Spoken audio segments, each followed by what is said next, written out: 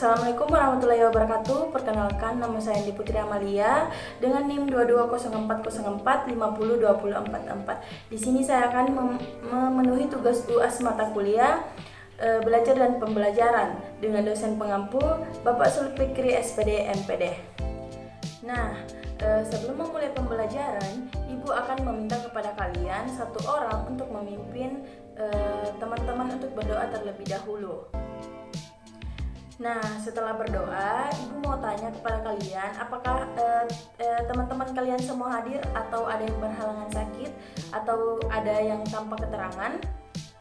Oh, alhamdulillah jika teman-teman kalian hadir. Pertama-tama, Ibu akan bertanya kepada kalian, apakah kalian ingat pembelajaran yang pekan lalu Ibu ajarkan? Nah, betul. Ibu ajarkan pekan lalu yaitu bagaimana memahami cara belajar atau cara belajar yang efektif. Di sini kita akan melangkah lebih jauh lagi. Kita harus mengetahui bagaimana memahami cara belajar yang efektif, apa itu prinsip belajar, strategi belajar yang efektif dan efisien, dan yang terakhir itu mengerti pembelajaran yang efektif. Nah, Ibu akan memperlihatkan kepada kalian tentang materi yang akan Ibu ajarkan. Ibu juga akan menjelaskan materi tersebut. Yang pertama, Ibu akan menjelaskan yaitu cara belajar yang efektif.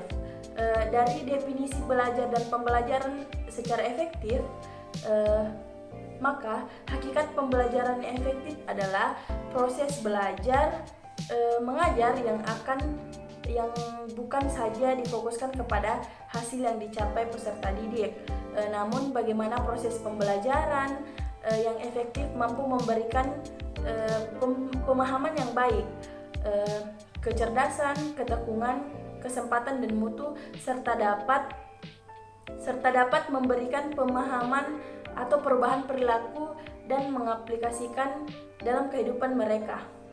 Pembelajaran efektif juga akan melatih dan menanamkan sikap demokratif bagi siswa. Pembelajaran efektif juga dapat menciptakan suasana pembelajaran yang menyenangkan sehingga memberikan kreativitas siswa untuk mampu belajar dan melaksanakan pembelajaran dengan cara belajar sendiri. Di dalam menempuh dan mewujudkan tujuan pembelajaran yang efektif, maka perlu dilakukan sebuah cara agar proses pembelajaran yang diinginkan tercapai, yaitu dengan cara belajar efektif. Untuk meningkatkan cara belajar yang efektif, perlu adanya bimbingan dari guru. Nah, selanjutnya bagaimana dan apa itu prinsip belajar? Prinsip-prinsip belajar dan pembelajaran yang dapat membimbing aktivitas perencanaan dan pelaksanaan kegiatan belajar. Prinsip belajar dan pembelajaran diharapkan menentukan langkah demi langkah bisa memberikan arah prioritas-prioritas dalam tindakan guru. Dalam perencanaan pembelajaran, prinsip-prinsip belajar dan yang dapat mengungkap batas-batas kemungkinan dalam pembelajaran, dalam melaksanakan pengajaran, pengetahuan dan prinsip-prinsip belajar dan pembelajaran dapat membantu guru dalam memilih tindakan yang tepat.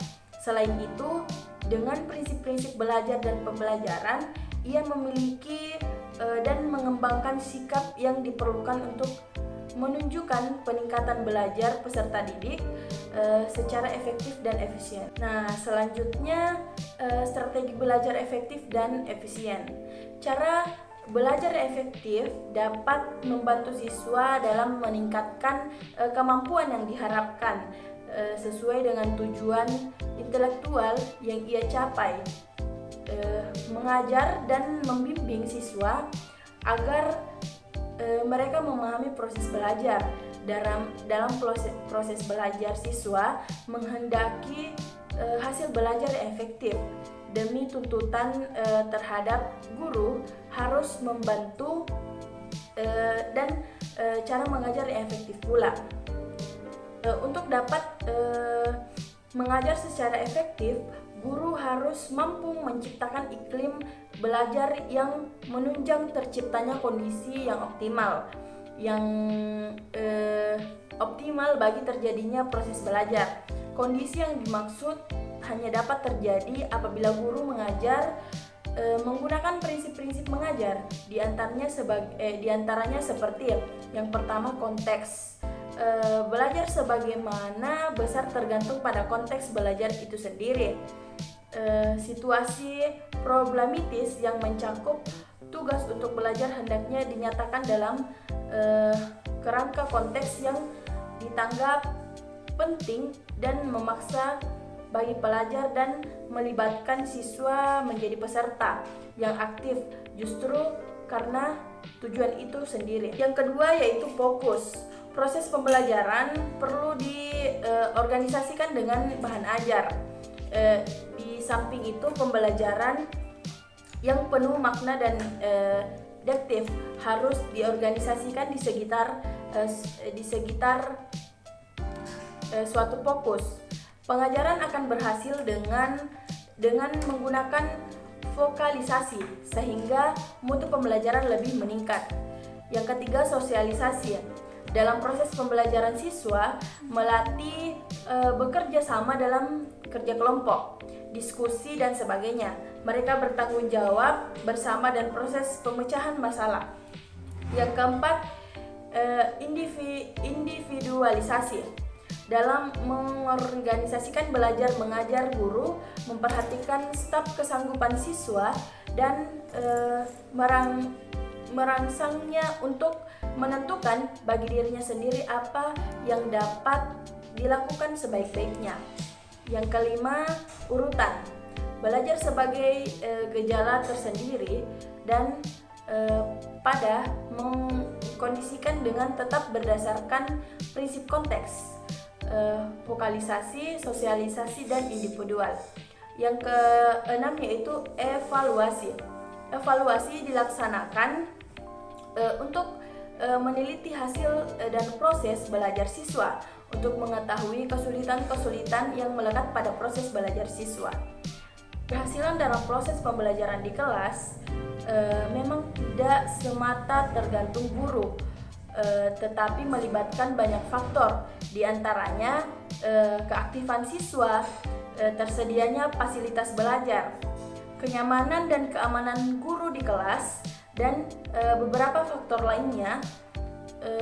Kendati memang keberadaan guru merupakan faktor penentuan dan penciptaan kondisi pembelajaran yang efektif. Dalam mewujudkan kondisi pembelajaran yang efektif, maka perlu dilakukan langkah-langkahnya. Apa itu langkah-langkahnya? Yang pertama, melibatkan siswa secara aktif. Mengajar adalah membimbing kegiatan belajar siswa sehingga ia mau belajar. Dengan demikian, keaktifan siswa sangat diperlukan dalam kegiatan pembelajaran. Yang kedua yaitu menarik minat dan perhatian siswa. Kondisi pembelajaran yang efektif adalah adanya minat dan perhatian siswa dalam belajar. Minat merupakan suatu sifat yang relatif menetapkan pada diri seseorang. Minat ini besar sekali pengaruhnya terhadap belajar, sebab dengan niat seseorang akan melakukan sesuatu yang diminatinya. Yang ketiga yaitu membagikan motivasi siswa. Motivasi adalah semacam daya yang dapat terdapat dalam diri seseorang yang dapat mendorongnya untuk melakukan sesuatu. Sedang motivasi adalah suatu proses untuk menggiatkan motif-motif menjadi perbuatan atau tingkah laku untuk memenuhi kebutuhan dan mencapai tujuan. Yang keempat yaitu memberikan pelayanan individu siswa.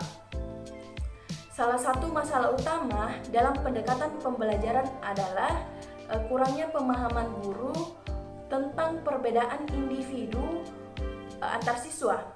Guru sering kurang menyadari bahwa tidak semua siswa dalam suatu kelas dapat menyerap pembelajaran dengan baik. Kemampuan intelektual mereka dalam menerima pembelajaran berbeda-beda. Disinilah sebenarnya perlunya keterampilan guru di dalamnya.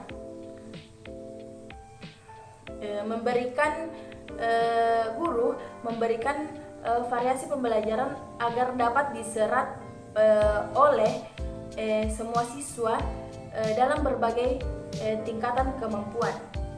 Yang kelima yaitu menyiapkan dan menggunakan berbagai media dalam pembelajaran.